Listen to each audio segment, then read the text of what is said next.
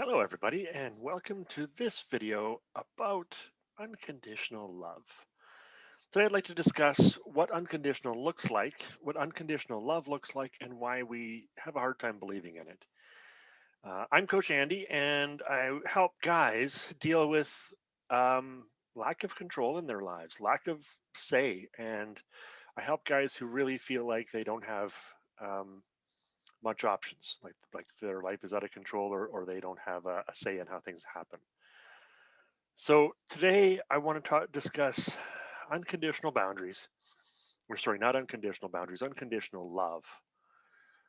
Unconditional boundaries come from and provide unconditional love. Unconditional love, first of all, let's define it. Love means the choices we make for the benefit of another person or ourselves. So if I love myself, it's the choices I make toward about for myself, towards, about, and for myself. And if I love someone else, it's the choices I make. I show that love. I feel that love. I express that love through the choices I make for, about, and and with that person. So, and unconditional means there's no way to earn it. There's no way to lose it. There's no way to. You don't deserve it. You don't have to deserve it. People who don't deserve love can still have unconditional love. I can still love someone who doesn't deserve love if it's unconditional. That is the definition of unconditional. They don't deserve it. They shouldn't have it. By all logic, they haven't earned it. And I give it to them anyway. And there's a number of reasons why people have a problem with this. And that's because we believe that love is a feeling. Love is a feeling that I get when I feel fulfilled by that person. Um, and the biggest problem with that is the feelings we have don't come from anybody else. The anger, the love, the happiness, the sadness, they don't come from other people. Other people might do things that hurt us, but the emotions we feel don't come from the things that they do.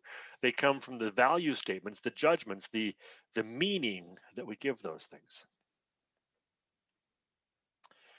If my wife cheats on me, I can make that mean whatever I want.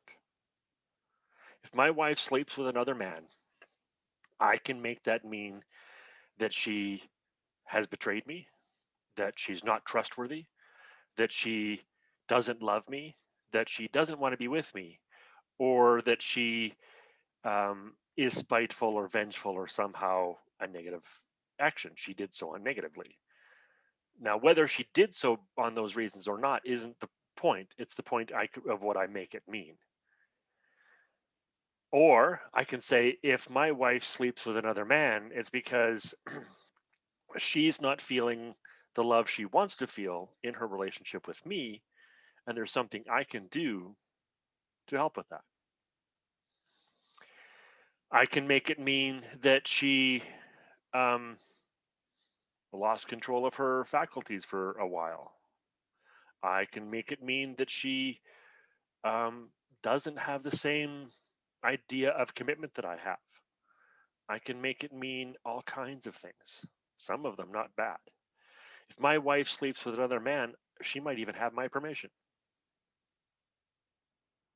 Now, most men would say that they would never do that. Some men do that, and that's okay too. I'm not judging you or your choices, or her choices. What I'm suggesting is what another person does is not what causes your feelings. It's what you decide they should or shouldn't have done, and the value or the meaning that you give those actions. Someone yells at me, I can make it mean that they hate me, that I've done something to hurt them, or I can make it mean that they've simply had a bad day and don't know how to handle their emotions in this moment. Or they might have had 30 years of bad days.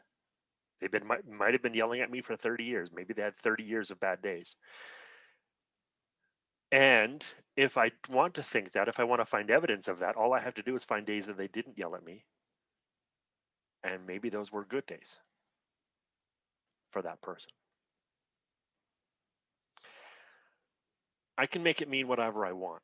So unconditional love comes from not making the love I give somebody conditional to the meanings that I have given their actions. I can let them do whatever they want to do, and I can love them anyways. They can't earn it or deserve it or lose it.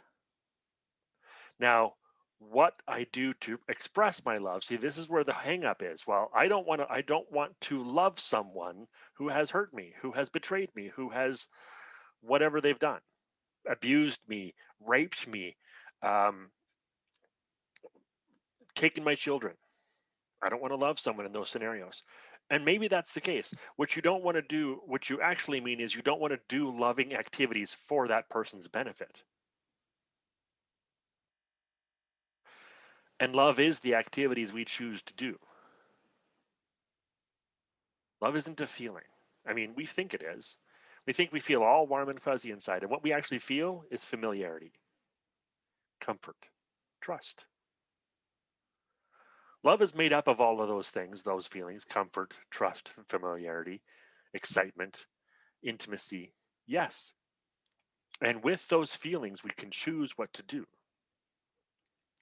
And I can feel intimate with someone who has hurt me, keep my distance from that person, put in boundaries to reduce their options of hurting me again or those that I love, and still choose activities that are for their benefit.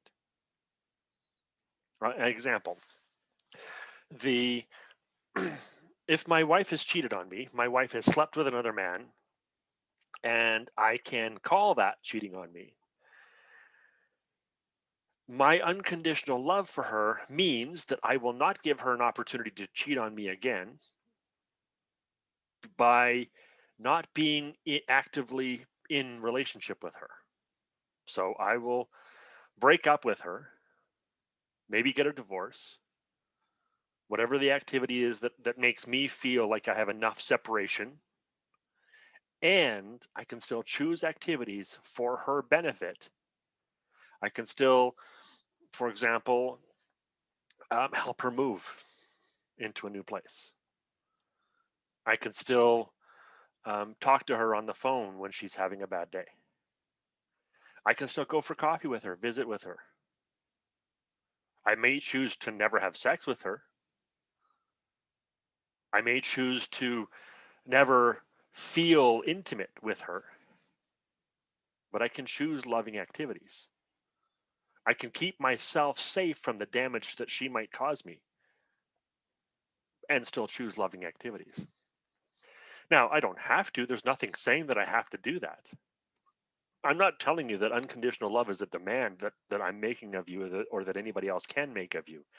I'm suggesting that if you choose to love somebody unconditionally, you choose to find a way to heal the damage they've caused without making that damage okay. You can heal the damage they've caused, learn to forgive them without condoning or making it okay. She slept with another man. We made a commitment to only sleep with each other. That's not okay. I won't sleep with her anymore. I won't have sex with her anymore. I probably will break up with her and not live in the same house anymore. That's okay. Those are choices we get to make. And if I choose to hate her, resent her, have negative feelings towards her, that isn't harming her. That's harming me. And any other relationships I might have, future romantic relationships, my family, our children, any friendships I have, any coworkers I talk to. Oftentimes, when we hold resentment or anger towards another person, it affects all other relationships that may in some way be similar to those people, to that relationship, to that hurt. If I hold on to the anger that my wife slept with another man and cheated on me, then that might affect my conversations with my female coworkers or my female boss or my female underlings.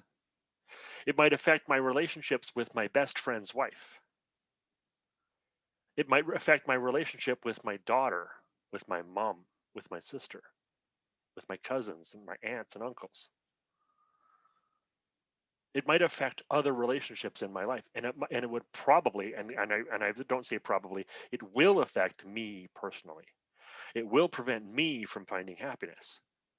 And all of those things have nothing to do with my wife, who might become an ex-wife. I can choose to forgive her without condoning her actions. I can say, you know what? I forgive you for what you did. It's not okay that you did it. And I'm going to put boundaries in place so that you can't do it to me again. However, I choose to not hold on to the anger or resentment or negative emotions related to that event or related to those events or related to you or related to anything to do with that situation. I'm going to go find help if I need to, and often I will need to heal those wounds, to heal that hurt, to get past that anger and resentment, so that I can choose loving activities for you while keeping myself safe from further harm from you. Because if I can heal the wounds that you've given me, then I won't bleed all over people who didn't wound me. I won't hold others accountable for the damage that my wife gave me. And I won't um, hold myself responsible for the damage that she did. Unconditional love means that I get to love me even when I make mistakes, even when I make horrendous mistakes. Unconditional love means I get to love someone else even when they make horrendous mistakes. I can choose loving activities for them. I might change what those loving activities are in order to keep myself and those I care about safe. But unconditional loving someone means that I won't choose damaging activities. I won't choose harmful activities. I won't choose to abandon them or to uh, ruin their reputation or make sure that everybody else knows what kind of person they are. I won't do those kinds of things because that's not loving activities. Those are harmful activities. And those, I promise you, those activities harm you more than they ever will her. The same applies for any other kind of relationship. If your boss fires you for no reason because he wanted to hire somebody else that he liked better, or you have a parent who has written you out of their will because of some comment that you made offhandedly that wasn't even important to you, but it was important to them. People can choose their own activities, their own actions, and you can love them unconditionally anyways. And if you listen to how I say that, how I've said it all the way through the video, you're able to, you're allowed to, you have the choice, the freedom, the ability to, but you don't have to. You can choose not to. This video isn't a statement about why you should love them unconditionally, love other people unconditionally. It's simply an identification of what unconditional love is and how we can do it without condoning what other people do. My unconditional love for you or for the people in my life who've harmed me and those I love isn't dependent on them being good people or doing good things. My unconditional love is dependent entirely on my ability to choose loving activities for someone else, regardless of what they've done in their lives. It's about me and my choice to love. It's about me and my choice to be kind and generous and loving to other people because that makes me feel better. That makes me happier. That makes me spread more joy and love in the world. And those are things that are important to me. And if those things are important to you too, I can help you figure out how to do that. All right. I'm Coach Andy, and this and unconditional love is something that is very important to me. It's something that I've taught for many years, and it's something that I have practiced for most of my life. If you want support with this, let me know. If there's anything else I can help you with, drop a line, drop a comment on the video. Let me know. See what I can. Let's see what I can do to help. I want to be there for you. Right? Thank you very much, and we'll talk to you next time.